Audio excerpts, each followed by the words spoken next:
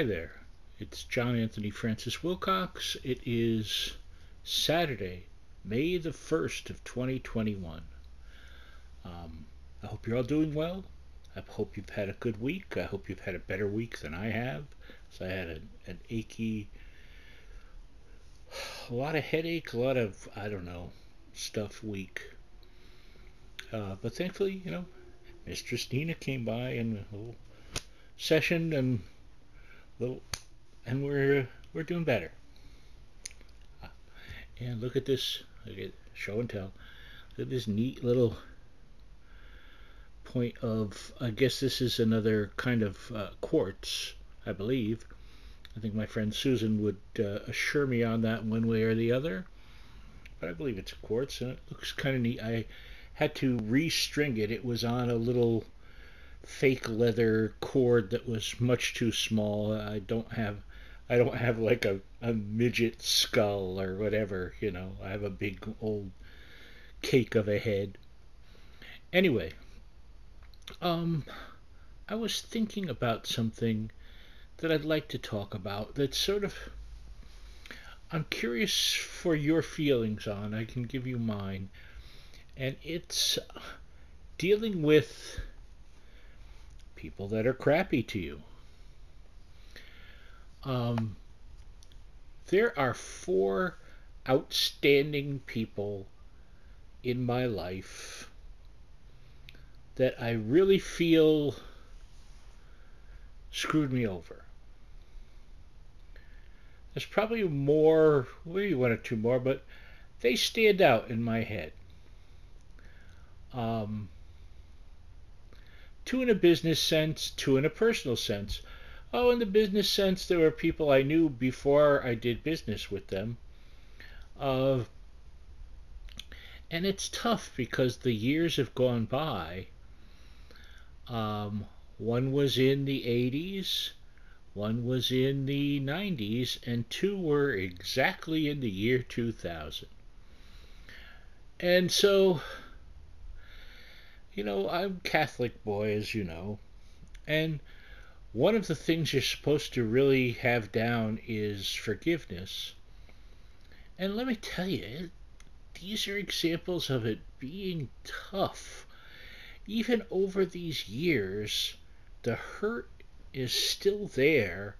It's still very pronounced. And what do? Do I just forgive them and pretend things never happened? Well, I suppose on one level I have done that. I go, it's the past.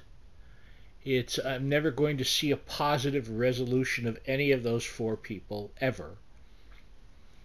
But I can't lie and say, and I feel great about them and I would love to see them.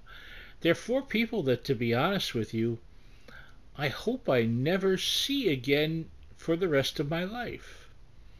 My life would be better without them in it. My life is better without them in it. But I also don't want them to own any rent in my head.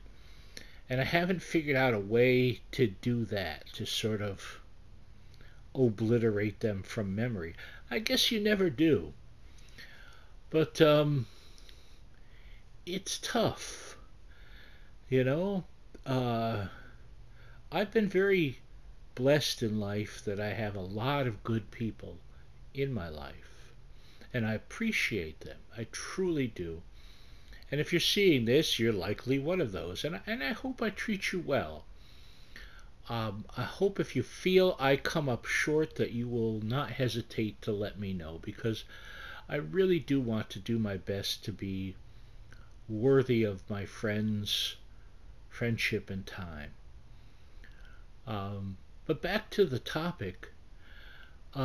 Two are two different people that in different ways screwed me over in the comic business. One screwed me and a whole bunch of people over and owes us all money. Several people went to the grave and never got us their money that they were well due for the work that they did in good faith. So this is someone who's He's basically a criminal in that sense, and he's scammed a lot of people and screwed a lot of people over and filled the air with excuses for why it was okay to do it. Another one was just nastiness. It was someone I helped get into the business, and they stabbed me right in the back, nastily and unrepentantly, I might add. So, and the other two weren't business at all. It was just personal. Two brothers, in fact, that were real crappy to me and threw me under the bus and kicked me out of the door, if you will, uh, 21 years ago in July. Um, so, how do I deal with that?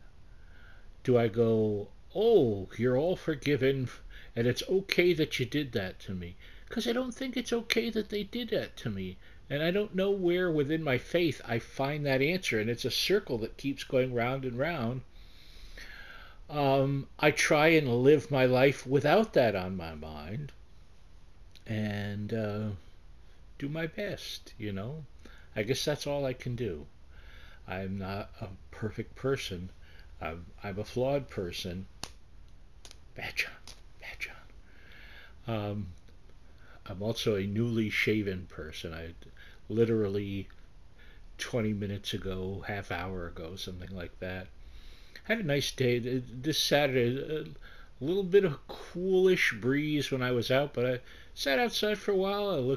Talked to a neighbor, looked at the birds, looked at the poorly maintained lawns, and listened to 3 military helicopters loudly go overhead for reasons I don't know. Um, and I had an interesting day. I continue it, and who knows where we go next. Anyway, really like your thoughts on that. How does one let that go? Just totally. Um, I find myself, I mean, they're not sitting there and on my mind every day. Maybe they pop into it once in a blue moon. But even that is more than I want. You know, as I get older, I want to spend my time being happy and moving forward with creative endeavors and stuff like that of what I'd like to do. And it's time to go because my phone is ringing. Bye, everyone.